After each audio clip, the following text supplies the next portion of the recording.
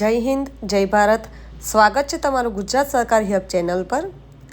આપણે આજના વિડીયોમાં વાત કરીશું GSSSB ભરતી 2025 વિશે. પેટા હિસાબનીશ, સબ ઓડિટર અને હિસાબનીશ ઓડિટર, પેટા તિજોરી અધિકાર અને અધ્યક્ષની ભરતી જાહેર કરવામાં આવી છે.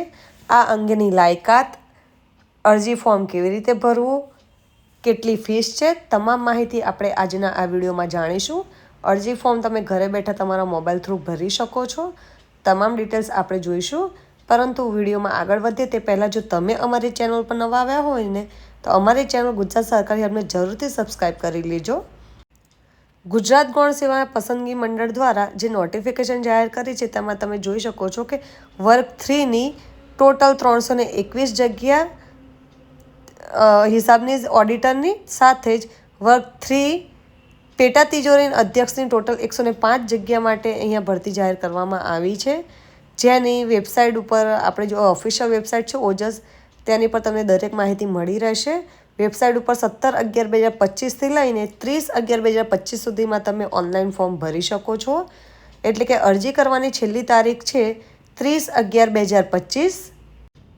અરજી કરવા માટેની વિગતવાર સૂચનાઓ સહિત સમગ્ર જાહેરાત દરેક ઉમેદવારે પ્રથમ ધ્યાનથી વાંચી જરૂરી છે. જો તમારી અરજીપત્રકમાં કોઈ પણ ભૂલ જણાશે તો તમારું અરજીપત્રક રદ ગણવામાં આવશે.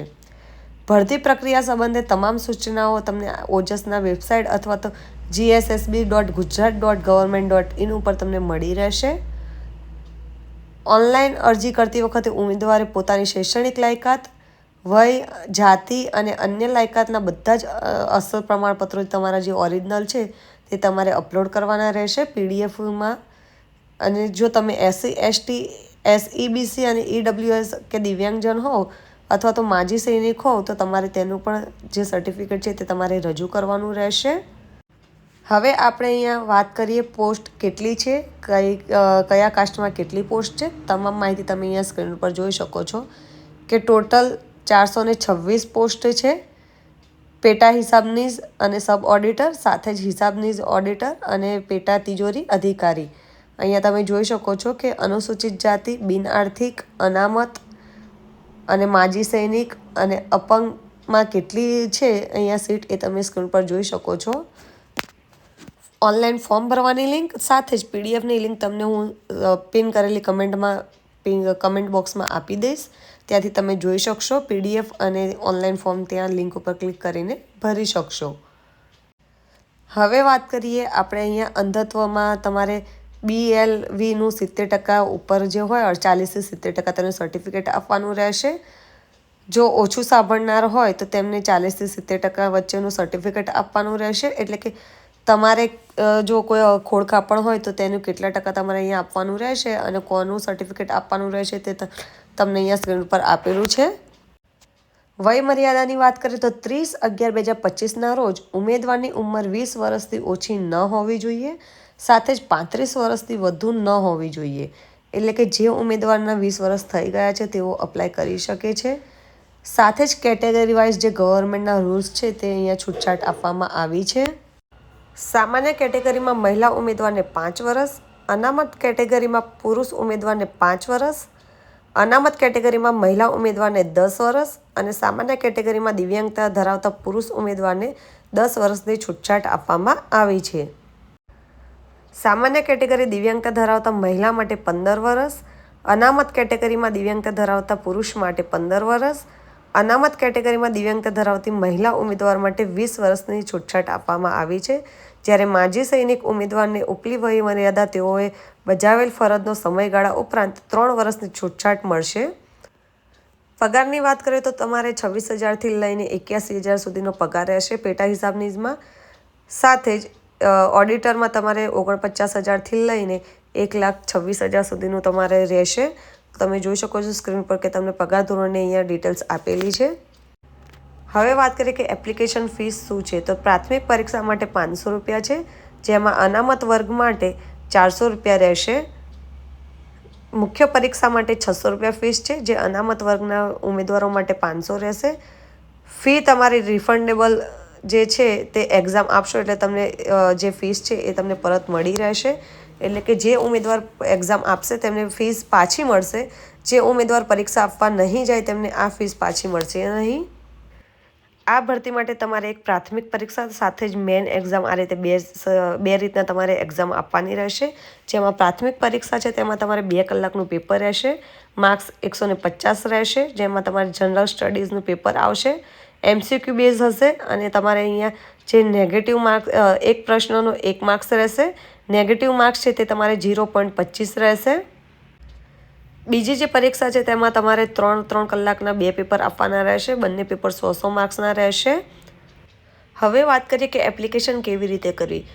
તો એપ્લિકેશન કરવા માટે સૌપ્રથમ તમારે તમારા મોબાઈલ કે લેપટોપમાં ગૂગલમાં જઈને તમારે ઓજસની વેબસાઇટ ઓપન કરવાની રહેશે. ફક્ત તમે ઓજસ લખશો ગૂગલમાં એટલે તમારી સામે એક વેબસાઇટ ઓપન થશે. ત્યાં ક્લિક કરતાની સાથે તમારી સામે એક પેજ ઓપન થશે. એ પેજમાં તમારે જો પહેલેથી ઓજસમાં રજિસ્ટ્રેશન હોય તો ફક્ત ને ફક્ત તમારે અપ્લાય નાવ ઉપર ક્લિક કરીને તમારો ફોટો અપડેટ કરીને સબમિટ કરવાનું રહેશે ફોર્મ. અને જો તમે પહેલીવાર અહીંયા અપ્લાય કરી રહ્યા છો ઓજસ ઉપર તો સૌપ્રથમ તમારું રજિસ્ટ્રેશન કરવાનું રહેશે. તમારું આધાર કાર્ડ, ઈમેલ આઈડી અને મોબાઈલ નંબરથી તમારે રજિસ્ટ્રેશન કરવાનું રહેશે. ત્યારબાદ તમારી અભ્યાસની ડિટેલ્સ એડ કરીને તમે ફરીથી લોગિન કરીને અપ્લાય કરવાનું રહેશે. અપ્લાય કરવામાં કોઈ પણ પ્રોબ્લેમ જણાય તો જરૂરથી અમને કમેન્ટ બોક્સમાં કમેન્ટ કરજો. સાથે જ અમારા ઇન્સ્ટાગ્રામ આઈડીમાં તમે અમને DM પણ મેસેજ પણ કરી શકો છો. અમે તમારી જે હેલ્પ જરૂરથી કરીશું. અહીંયા ફોટોગ્રાફ્સને લઈને કેટલાક રૂલ્સ પર તમને જોઈ શકો છો કે આપેલા છે. અહીંયા તમારે એપ્લિકેશન નંબર ટાઈપ કરીને જે ફોટોગ્રાફ છે તે બર્થ ડેટ એડ કરીને લોગિન કરશો એટલે તમારી સામે આવશે ફોટો એન્ડ સિગ્નેચર. જે તમે ઓજસમાં રજિસ્ટ્રેશન કરતી વખતે ફોટોને સિગ્નેચર અપલોડ કરેલો હશે એ ઓટોમેટિક બાય ડિફોલ્ટ આવી જશે. તમારો જે ફોટો છે તે તમારે 15 KB હોવો જરૂરી છે. સિગ્નેચર છે તે પણ તમારે 10 KB જેટલો હોવો જરૂરી છે. ફોટો અને સિગ્નેચર ફોટો છે તમારે વ્હાઇટ બેકગ્રાઉન્ડનો હોવો જરૂરી છે. અને જે ફોટો તમે અપલોડ કરો છો તે તમારે જે એક્ઝામ વખતે આપવાનો હોય ત્યારે એ ફોટો આપવાનો રહેશે. આ તારીખ અરજી કર્યાની છેલ્લી તારીખથી 1 વર્ષ પહેલાંનો ફોટો ન હોવો જોઈએ. સહી તમારે વ્હાઇટ પેપરમાં બ્લુ અથવા તો બ્લેક પેનથી તમારે કરવાની રહેશે, જે તમારે અહીંયા અપલોડ કરવાનો રહેશે. ઓજસમાં કઈ રીતે રજિસ્ટ્રેશન કરવું તે આપણે અગાઉ પણ એક વિડીયો બનાવી ચૂક્યા છીએ. તેમ છતાં જો તમારે જરૂર લાગતી હોય તો આપણે ફરીથી એક વિડીયો બનાવીશું એનો. હવે વાત કરીએ કે આ અરજી માટે શૈક્ષણિક લાયકાત શું જોઈએ છે. તો તમારે બેચલર ડિગ્રીવાળા સ્ટુડન્ટ છે એ અહીંયા અપ્લાય કરી શકે છે. જે વિદ્યાર્થીઓને હજુ સુધી એક્ઝામ આપી છે લાસ્ટ સેમની અને રિઝલ્ટ નથી આવ્યું અને લાગે છે કે એપ્લિકેશન ડેટ સુધીમાં રિઝલ્ટ આવી જશે તો તે વિદ્યાર્થીઓ પણ અહીંયા અપ્લાય કરી શકે છે. ફક્ત આ એપ્લિકેશનમાં BSc તથા MSc વાળા અપ્લાય નહીં કરી શકે. બાકી બેચલર ડિગ્રીવાળા સ્ટુડન્ટ છે તે અપ્લાય કરી શકશે. BSc અને MSc સિવાયના સ્ટુડન્ટો.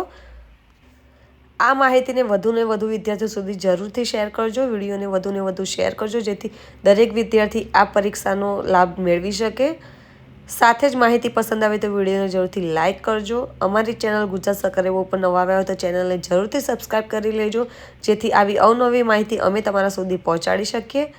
અને એપ્લિકેશન કરવામાં કોઈ પણ પ્રોબ્લેમ જણાય તો તમે જરૂરથી અમને કમેન્ટ બોક્સમાં કમેન્ટ કરજો અથવા તો અમારા ઇન્સ્ટાગ્રામ આઈડીમાં તમે અમને DM અથવા તો મેસેજ કરજો. અમે તમારા ફોર્મ ભરવામાં જરૂરથી હેલ્પ કરીશું. વિડીયોને લાઇક કરવાનું, શેર કરવાનું તેમજ ચેનલને સબસ્ક્રાઈબ કરવાનું ભૂલતા નહીં.